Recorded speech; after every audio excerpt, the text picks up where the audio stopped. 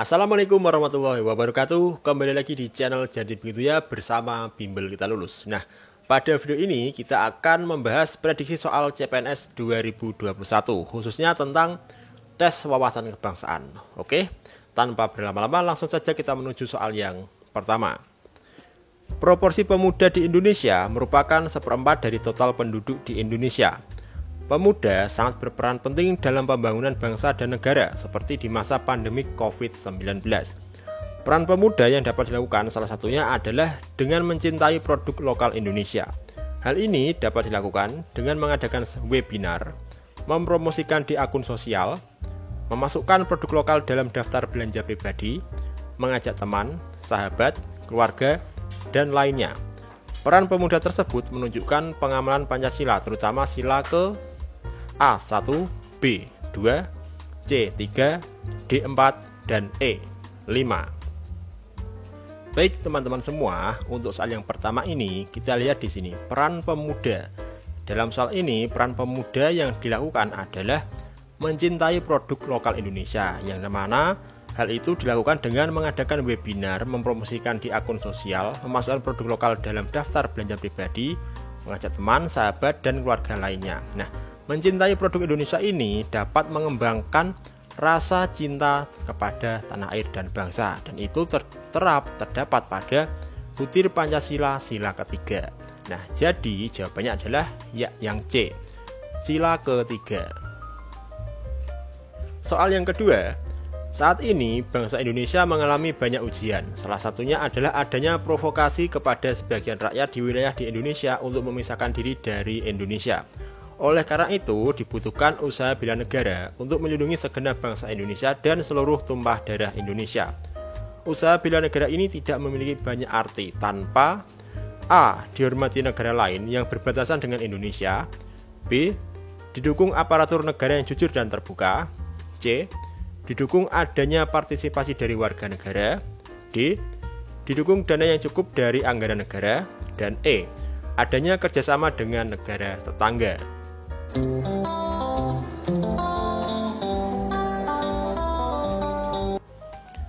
Baik teman-teman semua, titik fokus pada soal ini adalah usaha bela negara. Nah, di dalam UUD 1945 ayat pasal 27 ayat 3 itu yang mengatur tentang bela negara disebutkan bahwa setiap warga negara itu berhak dan wajib ikut serta dalam upaya pembelaan negara.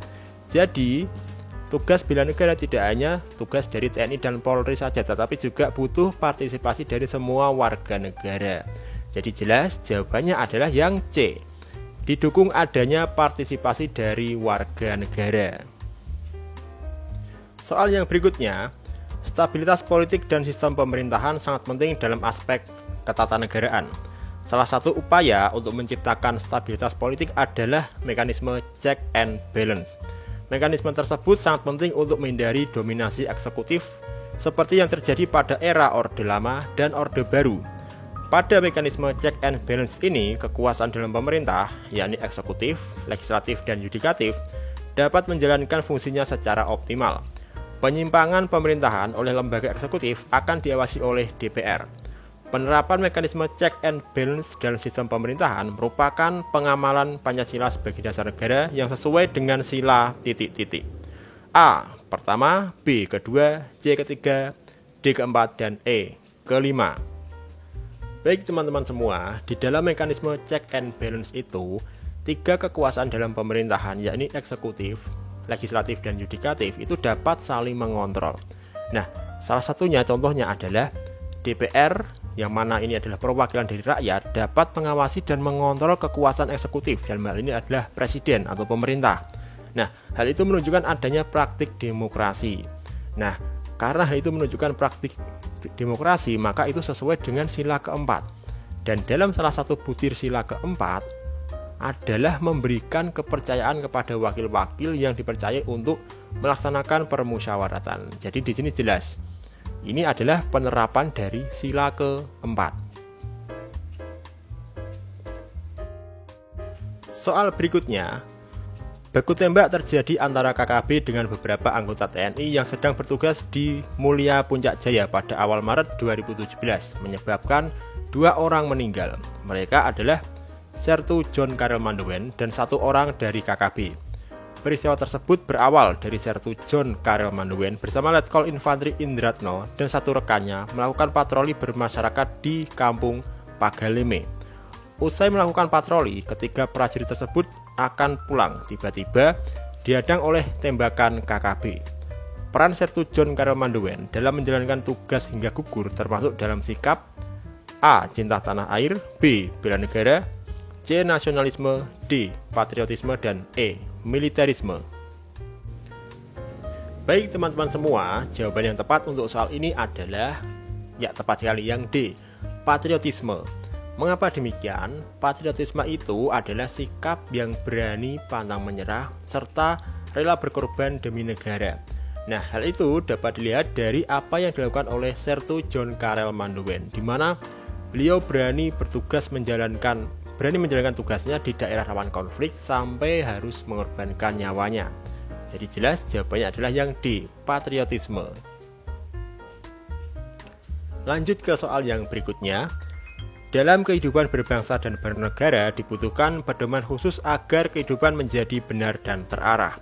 Akibat dari adanya pedoman ini adalah manusia yang ada di dalamnya hidup maju dan sejahtera. Pedoman perilaku setia kepada bangsa dan negara dalam kehidupan sehari-hari yang digunakan oleh bangsa Indonesia adalah A. UUD 1945, B. Pancasila, C. Penguasaan negara, D. Militer, dan E. Adat dan budaya. Baik teman-teman, kita lihat di sini. Pedoman perilaku setia kepada bangsa dan negara dalam kehidupan sehari-hari. Jadi kita ditanya pedoman perilaku kita itu apa? Nah, kalau kita lihat dari opsi jawabannya, opsi C, D, dan E ini salah. Tinggal opsi A dan B. Lalu manakah yang benar antara opsi A dan B ini? Karena kalau kita lihat opsi A dan B ini dua-duanya benar. Nah, kalau ada opsi jawaban seperti ini, pilihlah Pancasila. Mengapa begitu?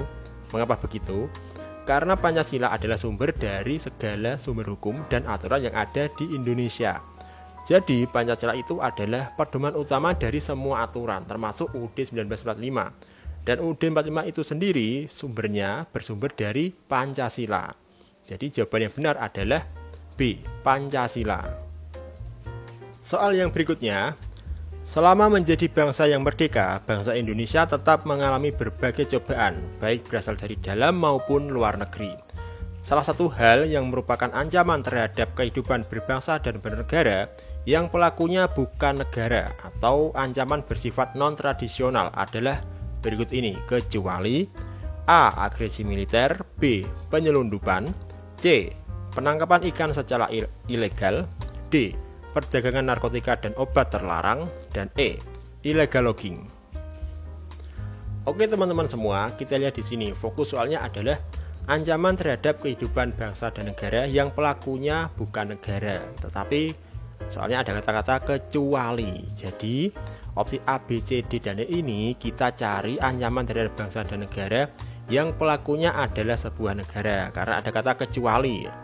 Nah, jadi opsi A, B, C, D, dan E ini ancaman yang pelakunya adalah sebuah negara adalah opsi yang A, agresi militer. Karena agresi militer itu hanya bisa dilakukan oleh negara. Contohnya agresi Belanda 1 dan 2 terhadap Indonesia. Soal yang berikutnya, konflik Poso yang terjadi pada malam Natal 24 Desember 1998 bermula dari pertikaian antar pemuda Muslim dan Kristen masalah penyegelan toko minuman beralkohol. Pada pertikaian tersebut, terjadi penikaman terhadap pemuda Muslim oleh pemuda Kristen. Meskipun terdapat beberapa versi, baik dari kalangan Muslim dan Kristen terkait masalah tersebut, namun dari hasil pertemuan dari para tokoh dan pemuka agama dari kedua belah pihak menyepakati bahwa alkohol yang menjadi sumber masalah. Konflik yang berawal dari pertikaian antara pemuda Muslim dan Kristen tersebut bertentangan dengan Pancasila, yaitu sila ke A pertama, B kedua, C ketiga, D keempat, dan E kelima.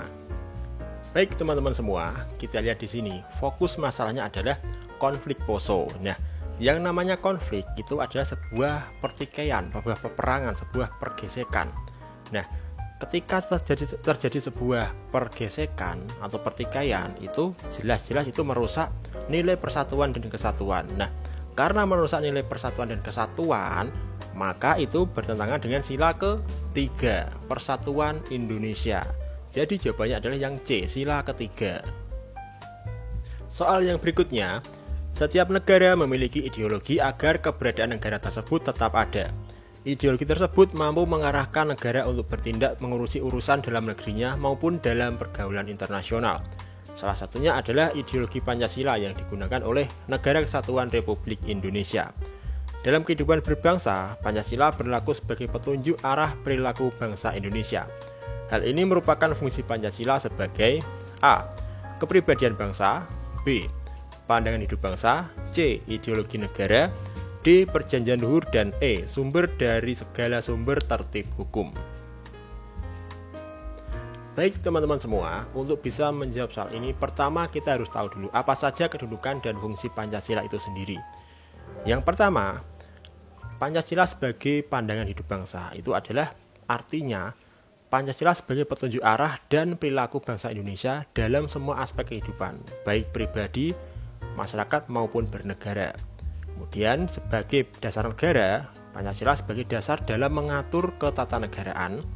Kemudian sebagai ideologi bangsa, Pancasila itu bertujuan untuk membentuk masyarakat madani, yaitu masyarakat yang adil dan makmur dalam kehidupan spiritual dan material. Sedangkan Pancasila dalam paham negara integralistik adalah Pancasila mengintegralkan masyarakat di mana seluruh anggota masyarakat berkaitan satu sama lain membentuk kesatuan organis yang tidak memihak. Nah, jadi soal ini jawabannya adalah yang B. Pancasila sebagai pandangan hidup bangsa. Soal berikutnya, praktik nepotisme di negara ini semakin menjamur di berbagai instansi. Praktik nepotisme tidak hanya terjadi dalam bentuk deal politik untuk jabatan dalam pemerintahan, namun juga sering terjadi di perusahaan milik negara. Walaupun tidak semuanya, ada beberapa jabatan tinggi di korporasi milik pemerintah diangkat karena titipan orang tertentu yang memiliki hubungan politis. Di level manajemen bawah pun demikian. Banyak karyawan yang bisa masuk perusahaan karena ada hubungan kekeluargaan dengan pimpinan di kantornya. Praktik tersebut merupakan penyimpangan dari Pancasila, yaitu sila ke A pertama, B kedua, C ketiga, D keempat, dan E kelima. Baik teman-teman semua, fokus pada soal ini adalah praktek nepotisme, di mana siapa yang memiliki kerabat atau keluarga di sebuah perusahaan, maka ia akan mudah untuk mendapatkan pekerjaan pada perusahaan tersebut. Padahal perusahaan tersebut adalah perusahaan milik negara atau BUMN, yang mana seharusnya itu semua warga negara berhak untuk berkompetisi memperoleh pekerjaan pada BUMN tersebut.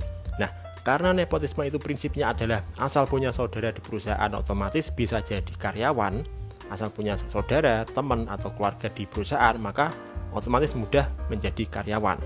Maka terjadilah ketidakadilan sosial, di mana mereka yang tidak punya kerabat di perusahaan maka akan sulit untuk berkarir di perusahaan tersebut. Nah, terjadilah ketidakadilan sosial.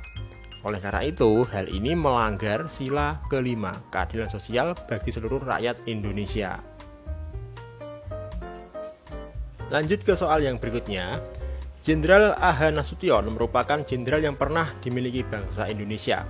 Peran serta pembelaannya terhadap bangsa dan negara Indonesia sangatlah tinggi. Beliau tidak ingin komunisme menguasai bangsa Indonesia.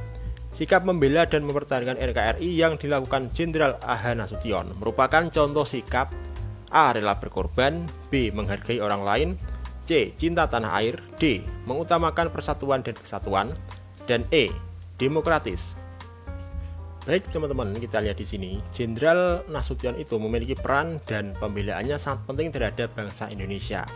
Hal itu menandakan bahwa beliau sangat mencintai bangsa dan negara Indonesia. Oleh karena itu, hal itu menunjukkan contoh sikap cinta tanah air. Nah, jadi jawabannya adalah yang C, cinta tanah air.